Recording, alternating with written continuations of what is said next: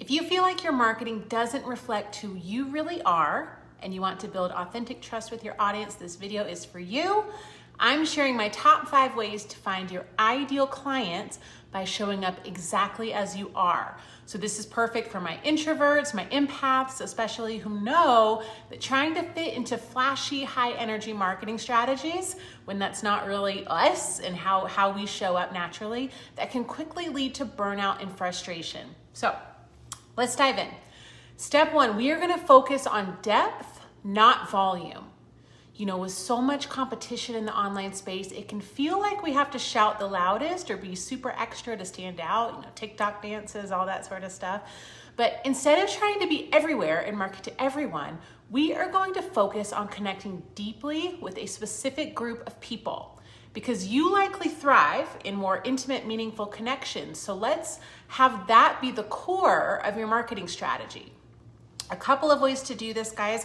Choose 1 or 2 platforms where your audience spends time and show up consistently there, focusing on driving real engagement there. You do not need to be on every platform. What feels the most natural for you? What activities feel most natural for you? Is it video? Is it long form written content?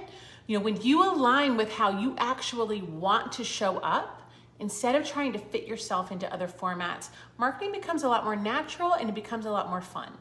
And then wherever you land, try to comment thoughtfully on other people's posts, you know, send genuine messages, start conversations that matter. This approach will create deeper, lasting relationships that are more likely to turn into clients for you. Another way we can do this is we can niche down. So instead of trying to get a massive following or speaking to everyone, we nurture a smaller community and we focus on building trust. You know, just as an example, I have 20 years in marketing and I could coach most anyone on something related to promoting their business. But as an empath, an introvert, you know, highly sensitive person myself, it is much more interesting and authentic for me to focus on this specific audience. And this way I don't have to filter or censor my content to appeal to a broader audience. And if you haven't already, guys, check out the first video in this series where I talk more specifically about what platforms might be best for you, just depending on who you're trying to attract and how you like to express yourself. You can find that direct link in the description box below. Okay, number 2, we are going to share our micro stories. As a 20+ year marketer and professional storyteller, I will shout this from the mountaintops until the day I die. Your micro stories matter. There is so much noise out there. ChatGPT is diluting content like nobody's business. No one else is going to be able to share your journey, your challenges, your unique experiences the way that you can. So when we share these small personal things from our life or business, you know, that creates deeper emotional connections with our audience. These stories don't have to be dramatic. They don't have to be life-changing. They just need to be real. Authenticity is a massive trust builder. My fellow empaths, you are the kings and queens of creating deep connections when you feel safe to do so. I mean, that's in your DNA, right? So sharing your micro stories will help your audience see who you truly are, and that will set you apart from the sea of competition. If you need help figuring out, guys, what those stories might be, definitely schedule a storyboarding session with me. I promise you, you have dozens, if not hundreds of stories that will help your audience get to the nitty-gritty of who you are and how you can help them. But to get you started, one thing you can do is try writing down just 3 to 5 personal stories that relate to your business or your journey. So these could be small moments of insight, challenges you've overcome, lessons you've learned along the way, things that would also be really relevant to the audience you're trying to attract right now. Like if you kind of have their before story, that's a great thing to share because they're going to relate to that. And then just try weaving those into your content over the next few weeks. But just be sure that you tie those stories back to your audience when you can. Okay, step 3, we are going to use service-first messaging. What does that mean? So a big reason marketing feels overwhelming for empaths and introverts is that it can feel self-serving, like we're constantly pushing ourselves and our products. And that's probably not in your nature. It's really not in mine. I've had a lot of resistance to promoting myself over the years. I literally spent 20 years helping others market themselves with zero problem, but for me, it just kind of felt gross and unnatural. But here's the reframe that helped me the most.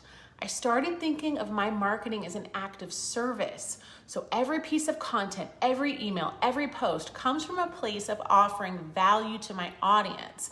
So even if I'm sharing a personal story, my framing is, okay, what can I add to relate it back to the reader or the listener? You know, you're here to help them, teach them something new, solve a problem, or inspire them. So when you take that pressure off of yourself and focus on serving that purpose for your audience, your marketing becomes a lot more aligned and it's much easier to manage. The next time you write a post or create a video, just ask yourself, how am I serving my audience with this piece of content? How am I making their life easier, better? It will make a huge difference, I promise you. It also lets them understand, guys, how you could help them even deeper. So after providing this free, valuable content, don't be afraid to invite them to work with you on a deeper level. And we'll talk more about that in the next video. Okay, step 4. Be yourself on camera. Guys, one of the toughest parts of marketing as an introvert, as an empath, is showing up on video. I can attest to this. We went through this in much greater detail in the last video of this series, so catch that if you haven't already. But here's the most important takeaway from that. Your audience will connect with you best when you show up as your true self. So embrace your quirks, speak naturally, and don't worry about being perfect on camera, because the goal is to build a relationship, not to perform. People can sense when you're performing, they can sense when you're being genuine, and they will trust you more when they feel like you are coming across authentically for them. So start with short, simple videos where you can talk directly to the camera like you're talking to a friend. Keep it low pressure, share just one tip or insight. We don't need to start with 30-minute videos. The more you practice showing up as yourself, the easier it gets, I promise you.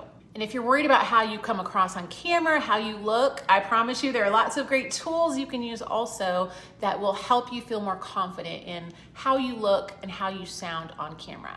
Okay, step 5, we are going to set boundaries and recharge. My fellow empaths, I say this all the time, but we are notorious for not setting and enforcing strong boundaries, or any kind of boundaries, weak boundaries even.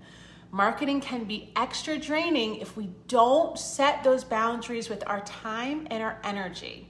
So try to plan your content and marketing efforts around your natural energy levels. If you are more creative in the morning, schedule your content creation then. And don't be afraid to take breaks from social media altogether when you need them. One thing that I see a lot is business owners that I'm working with getting so caught up in social media for their business that they become basically full-time marketers. And that's not the goal, guys. We want to create content that attracts our ideal audience and then do what we actually do for a living for them. So don't give so much energy to your marketing that you don't have a fully charged battery for the work that truly lights you up. Quality over quantity is key, especially for my introverts, my empaths. Create a manageable content calendar for yourself. Like, guys, you do not need to post every day. You can batch create content, so you're focusing on it one day a week instead of daily. You can also set a limit for how much time you will spend engaging on social media. Guys, you've got to do whatever you need to do to maintain your energy and to keep this fun. Because if you're not having fun, people will pick up on that. So the more you can lean into how you naturally show up and the more comfortable you can get with that, the more powerful your marketing will become.